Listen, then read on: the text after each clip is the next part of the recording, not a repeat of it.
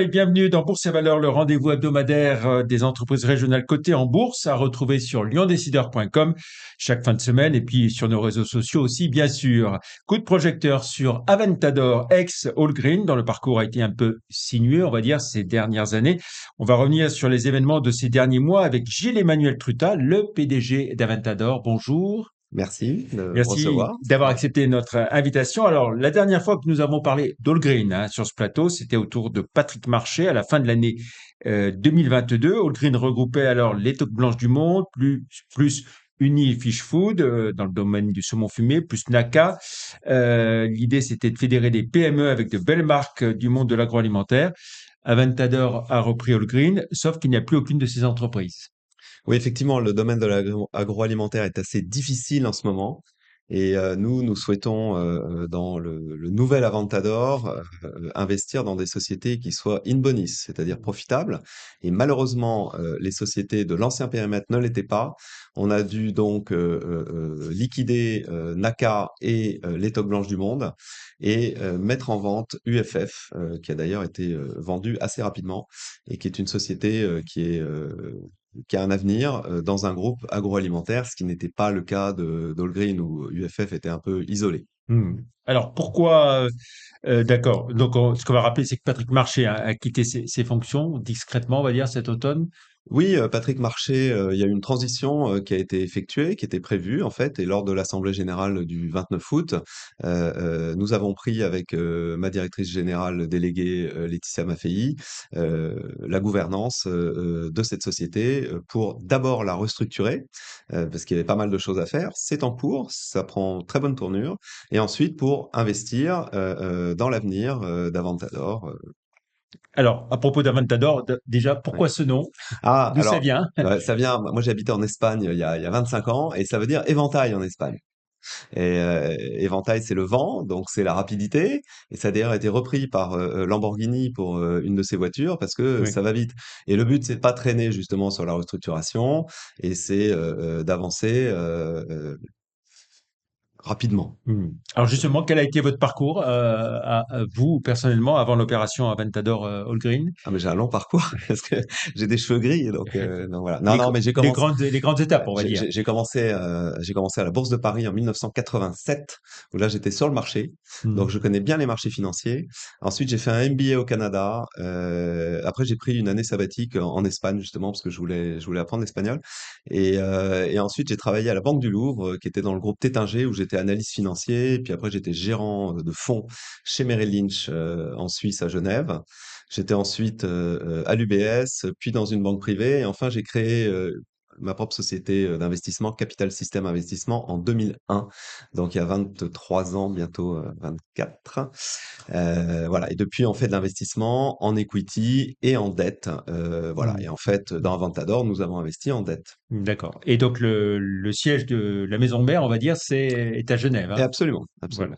Alors, donc derrière Aventador, c'est vous, vous l'avez dit, vous êtes PDG en charge de la stratégie et votre directrice générale déléguée, donc Laetitia Maffei, est chargée de la gestion Oh, quotidienne. exactement. C'est exactement ça. C'est ça la Tout à fait. répartition Ouais, des rôles. tout à fait. Donc holding qui prend des participations, dans quel secteur en particulier? Alors, on est totalement. Pas l'agroalimentaire en tout cas, on a cru comprendre, hein. Alors, oui et non, en fait. Ce qu'on souhaite. Sauf si vous retrouvez Mais, ouais, des exactement. Donc, entreprises à racheter ce qu'on qui sont souhaite. bénéficiaires. Exactement. Ce qu'on souhaite, c'est des sociétés in bonis pour plein de raisons.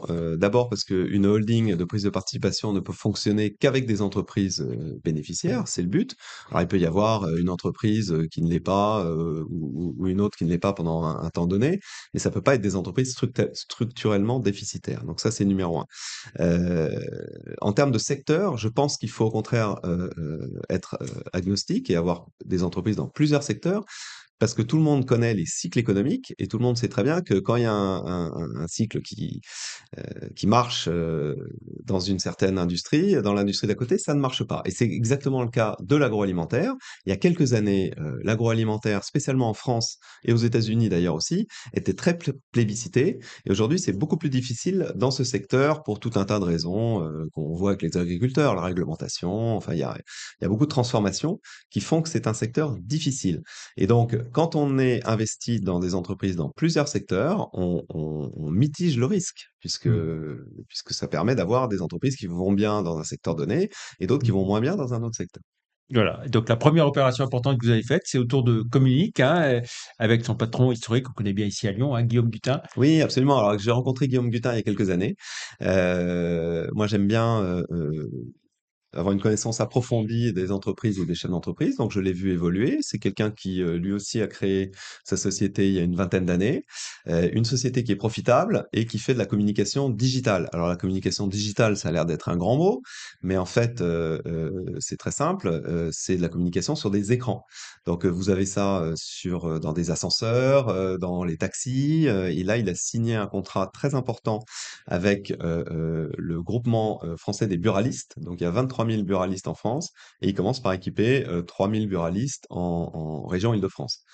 Euh, c'est une société lyonnaise, c'était important pour nous aussi parce que même si on a déplacé le siège social rue de la Paix à Paris pour des questions pratiques, parce qu'on voulait réduire les coûts, et donc on est dans un centre d'affaires à Paris. Alors il y a des gens qui ont poussé des hauts cris, mais le but c'est d'avoir des coûts de holding très réduits. Et donc, on a résilié un bail assez cher ici à Lyon pour avoir cette domiciliation à Paris, mais on garde un ancrage lyonnais et la société de Guillaume Butin permettait de faire ça. D'autre part, dans un secteur de communication qui fait que le jour où on aura d'autres entreprises dans la holding, le but c'est aussi d'avoir des synergies entre les participations et la société de Guillaume pourra très bien aider les autres sociétés du portefeuille, le cas échéant. Mmh.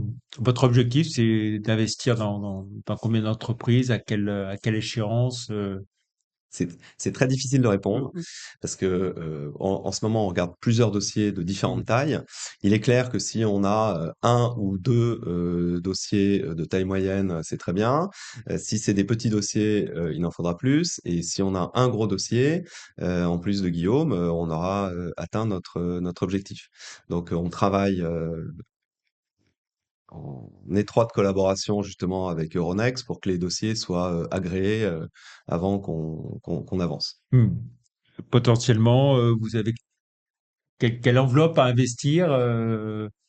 Alors aujourd'hui, chez Avantador, comme c'est une société en restructuration, il n'y a pas beaucoup d'argent. Alors Mmh. mon fonds a investi pas mal, on a réinvesti pour la restructuration.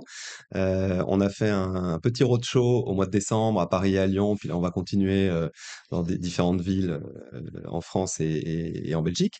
Euh, mais derrière, on veut fonctionner d'abord en échange de titres, plus cash, parce qu'on peut pas payer tout en cash, pas à ce stade en tout cas. Mmh.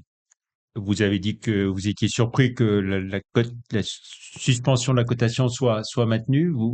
Oui, alors en fait, non, mais en fait, la suspension de la cotation nous a sur le moment surpris, mais finalement, à la réflexion, la décision prise par Euronext nous aide dans la restructuration, puisque c'est un élément important. Et aujourd'hui, on peut dire aux créanciers, comme la société est plus cotée, il vaut mieux que ça se passe bien côté restructuration, pour qu'on puisse recoter rapidement. Mmh. Voilà, donc bon, voilà, Sachant que le cours était proche de 0,00. 8. Mais Voilà. quand je suis rentré dans le capital, c'était 0,002. Derrière, c'est monté fortement sur l'annonce qu'on reprenait cette société. Et puis après, il y a eu plusieurs vendeurs qui étaient des actionnaires historiques en fait, hein, Mmh. qui ont profité de l'embellie du cours de bourse pour vendre. Mais il est clair qu'une fois que la restructuration sera terminée, le cours de bourse va forcément rebondir, puisqu'il y a une épée de Damoclès qui pèse sur cette société aujourd'hui, notamment avec les fonds d'Equity Line. Et quand on aura réglé ce point-là, le cours de bourse rebondira mécaniquement. Ça s'est vu dans déjà beaucoup de sociétés. Et ça sera un placement intéressant. Bah, l'idée, c'est que ce soit un placement intéressant, évidemment. Voilà. Voilà. Très bien. Merci beaucoup, Gilles-Emmanuel Introta, d'être venu dans Bourse et Valeurs pour nous parler de vos projets à la tête d'Avantador. Et puis, on aura l'occasion de vous revoir au fur et à mesure des développements à venir de la société. Merci beaucoup. J'espère. Merci beaucoup. Merci. Bonne fin de semaine. Et puis, on se retrouve vendredi prochain pour une autre émission Bourse et Valeurs. Merci. Au revoir.